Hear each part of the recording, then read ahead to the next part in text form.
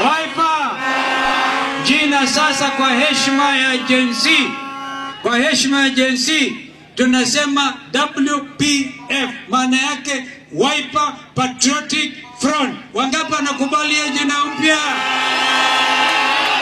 Wangapi wako tayari kujiunga na chama? Mwisho tuende tuchukue IDs, tuchukue vipande, tujiandae. Gen Z milioni 9. Milioni 9.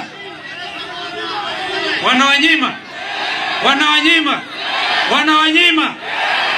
Basi tutaonana na. It cannot be. Hawezi. Mimi naandika barua. Kwanza nimeandika barua, nikirudi I think I have to sign it. Ndugu Ricky, ndugu Eugene na ndugu Lenturi.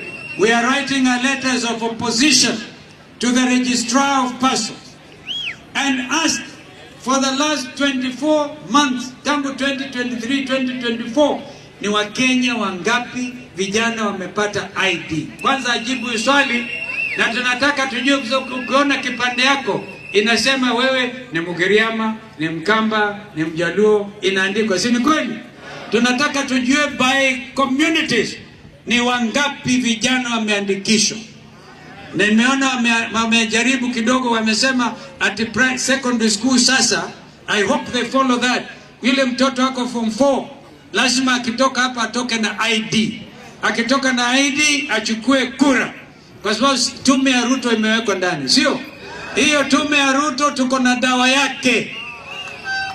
Unajua tulikuwa tukisema ati wakihesabu tunahesabu, wakipeperusha tunapeperusha, wakiiba tunaiba. Safari ya kuna kuiba, ni kushinda Ruto aende one term.